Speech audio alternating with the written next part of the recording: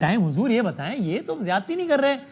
پارلیمان ہے، اس کا رائٹ ہے قانون سازی کرنا، تو آپ کہیں گے جمہوری اصولوں کے مطابق ہے بھائی، نمبر گیم ہے، وہ بالکل ٹھیک ہے، سب کو پتہ ہے نا کہ آج جو لیکن قانون سازی کی کوشش ہوئی ہے الیکشن ایکٹ میں، وہ اسپیسیفک ہے تاکہ ایک فیصلہ ہے اس کو عمل درآمد نہیں کرانا ہے تو الیکشن ایکٹ میں آج ترمیم کر دو تاکہ مخصوص نشستیں، تو یہ تو پھر پارلیمان کو اپنے حق کے لیے ناجائز طور پہ استعمال کرنے والی بات نہیں ہے۔ یہ دیکھیں نا، جب آئین خود عدالتیں لکھنا شروع کر دیں، ری رائٹ کرنا شروع کر دیں، مجھے یہ بتائیں کہ ایک شخص ایک اوتھ دیتا ہے، حلف نامہ دیتا ہے، ہاں، اور کہتا ہے کہ جناب میرا فلاں، میں آزاد امیدوار ہوں، میں اب حلف دیتا ہوں کہ میں ایک حلف نامہ دیتا ہوں کہ میرا اب سنی اتحاد کونسل سے تعلق ہے۔ اب اس کو خود کہا جائے کہ نہیں بھی تو سنی اتحاد کونسل کا نہیں ہے، تو ایک اور ایفیڈیوٹ دے کہ میرا تعلق پاکستان تحریک انصاف سے ہے، اب کون سے حلف کو مانا جائے گا؟ پہلے تو یہاں سے یہ بتا۔ اچھا لیکن چل ہنی صاحب، اس سب کے چکر میں آپ کا عدالت سے پھڈا نہیں پڑ جائے گا، اور تاریخ بتاتی ہے کہ جب گورنمنٹس کا عدالت سے پھڈا پڑتا ہے تو گورنمنٹ لوز کرتی ہے۔ ہم تو عدالتوں کا، یار سنیں نا، ہم تو عدالتوں کا احترام کرنے والی سب سے بڑی پارٹی اگر کوئی ہے تو پاکستان مسلم لیگ نواز ہے۔ اپنی حکومت میں ہوتے ہوئے ججز نے فیصلے کیسے دیے کہ منتخب وزیر اعظم کو بیٹے سے تنخواہ نہ لینے کی بنیاد پر عہدے سے ہٹا دیا، مجھے رات 12 بجے سزا دے دی، کیا اس سزا کے بعد ایک پتھر بھی یا ایک گملہ بھی ٹوٹا، وہاں کوئی پتھر بھی پڑا ایک اس عدالت کے اندر؟ میاں نواز شریف کس طرح اپنا منصب چھوڑ کر، یہ تو نہیں کہا کہ عدالت نے فیصلہ دیا اور غلط فیصلہ تھا وہ، تاریخ اسی طرح اس فیصلے کو بھی دہرائے گی جو شہید ذوالفقار علی بھٹو کے فیصلے کے اوپر اس وقت کا چیف جسٹس آ کے کہتا ہے کہ میں کیا کرتا فیصلہ نہ دیتا تو، اور آج کی عدالتیں اس فیصلے کو فاسق قرار دے رہی ہیں۔ اسی طرح 2017 جولائی میں سنایا جانے والا فیصلہ ان ججز کو بھی ہمیشہ کے لیے سے لکھا جائے گا۔ اچھا لیکن اسی طریقے سے عباس صاحب، لیکن یہ سنیے نا، ابھی آپ سنیں خواجہ آصف صاحب کیا کہتے ہیں، ان کو تو لگتا ہے کہ بھی اکتوبر میں جا کے تو کام اگلے گیئر میں بھی جا سکتا، بذریعہ عدالت ہی الیکشن اڑ سکتا ہے۔ دیکھیں انہوں نے کیا کہتے ہیں، آپ بتائیں آپ کو بھی کیا یہ خطرہ لگتا ہے؟ دیکھیں خواجہ صاحب کیا کہتے ہیں۔ سرگوشیاں یہ بھی ہوئی ہیں کہ اکتوبر آ لین دیو، انہوں نے پھر الیکشن بھی جڑا ہے ساڑھے اگے لگی دی گئی درخواست، اسی وہ بھی کر لوں، وہ بھی نبڑ لواں گے۔ غلام گردشوں میں یہ سرگوشیاں ہو رہی ہیں۔ We'll defend it, we'll defend every inch of whatever space resist کریں گے۔ بالکل۔ کیا یہ آپ کے خیال میں زیادہ ہی خوفزدہ ہو گئے؟ ایسی بات نہیں ہے، ہو سکتا ہے بھائی صاحب۔ اور یار میری بات، وسیم بدامی صاحب، پہلی بات تو یہ ہے کہ مجھے یہاں خواجہ آصف کا یا کسی اور کا مجھے سنانے کی ضرورت اس لیے نہیں ہے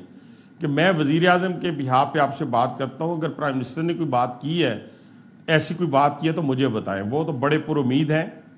اور دن رات ان کی محنت جاری ہے، اور اس دن رات کی محنت کے نتیجے میں انشاءاللہ تعالی ثمرات ہم 6 مہینے سے 1 سال کے اندر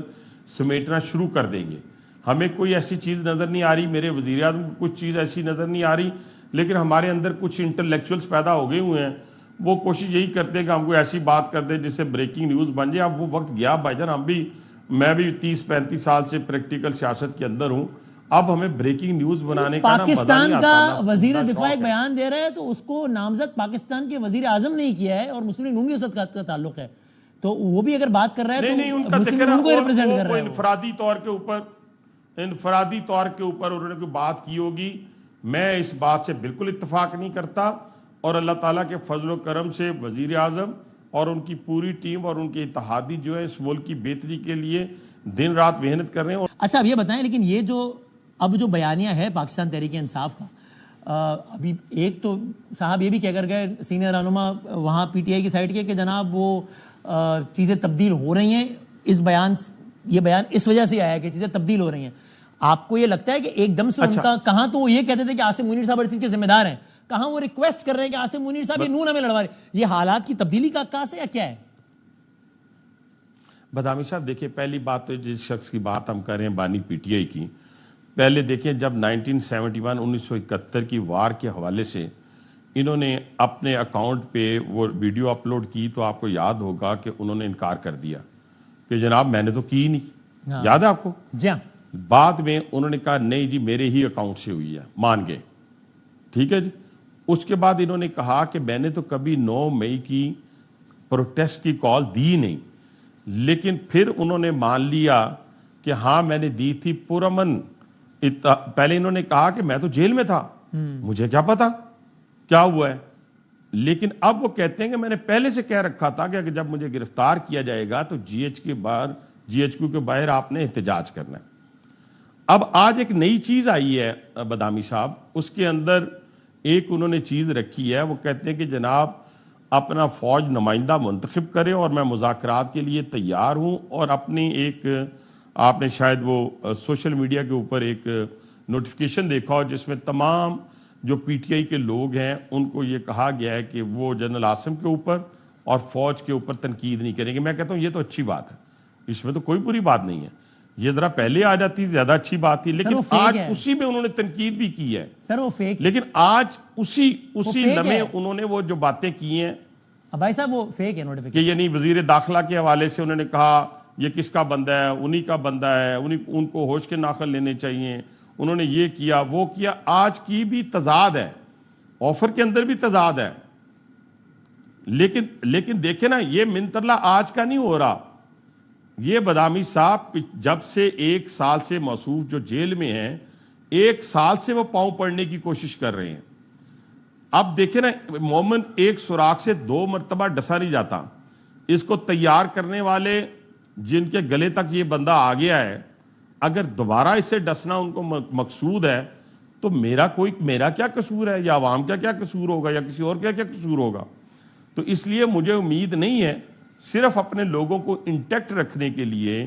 اپنی پارٹی کے ساتھ اپنے ساتھ تو اس طرح کے فلیئر چھوڑے جاتے ہیں تاکہ پارٹی کے جو باقی لوگ آنے جانے والے، ابھی دیکھیں نا پارٹی کے اندر کتنی توڑ پھوڑ ہے، اور اس کے اندر اب لوگوں کو شوکاز دیے جا رہے ہیں، اور ایک پارٹی کے اندر ایک لیڈر ہی نہیں ہے، اور یہ کوئی بھی نہیں چاہتا کہ بانی پی ٹی آئی باہر آئے، بکلا کا اپنا گروپ ہے۔ لیکن بھائی صاحب ٹورڈز دی اینڈ یہ بتائیں، اور جب وہ نوٹیفیکیشن تو فیک ہے، اس کی تردید کر چکے ہیں ان کے لیڈران کہ یہ ہم نے نہیں جاری کیا جس کی آپ بات کر رہے ہیں، لیکن آخری بات یہ بتائیں گورنمنٹ کی پالیسی آج کی تاریخ میں ہے کیا؟ ایک طرف ایک وزیر آتے ہیں، میں نام نہیں لیتا ناراض کہ ایک آتے ہیں وہ کہتے ہیں جناب حکومت نے فیصلہ کر لیا ہے کہ پابندی لگا رہے ہیں، 4 دن بعد دوسرا آتے ہیں وہ کہتے ہیں آؤ ہم سے بیٹھ کے بات کرو یار۔ تو گورنمنٹ آج کی تاریخ میں یہ سمجھتی ہے کہ یہ ایک انتشاری ٹولہ ہے جس کو بین ہونا چاہیے، یا ایک سیاسی جماعت سے بات ہونی چاہیے؟ دیکھیں پہلی بات تو یہ ہے کہ میرا اپنا ایک پوائنٹ آف ویو ہے، یہ ہم نے پہلے بھی ایک دفعہ میں نے وزیر اعظم صاحب کے سامنے بھی بات رکھی تھی کہ پارٹی کی پالیسی ایک ہوتی ہے جسے ٹو کیا جاتا ہے، اپنی بھانت کی بولی بولنے کی اجازت کسی کو نہ دی جائے، اور اگر کوئی بھانت کی بولی بولتا ہے تو اسے شوکاز دے کر اس کا جواب لیا جائے۔ میری پالیسی یا میں اس وقت یہ ہے کہ 9 مئی کے جو ملزمان ہیں، جیسے اس نے خود آج دیکھیں کتنا بڑا ان کارکنان کے ساتھ، ان معصوم بچوں کے ساتھ اس بندے نے لا تعلقی کا اظہار کر دیا ہے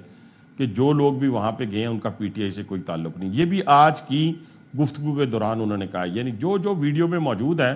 اس کو عمر قید ہو جائے، سزائے موت ہو جائے، 10 سال سزا ہو جائے، میرا اس سے کوئی تعلق نہیں ہے۔ یہ اس نے اپنے کارکنان سے لا تعلقی کا اظہار کر دیا ہے، لیکن میرا پوائنٹ آف ویو یہ ہے کہ جتنے لوگ ویڈیوز میں موجود ہیں وہ 9 مئی کے واقعات میں جو جہاز جلانے والے، مجسمے توڑنے والے، جی ایچ کیو میں داخل ہونے والے، جناح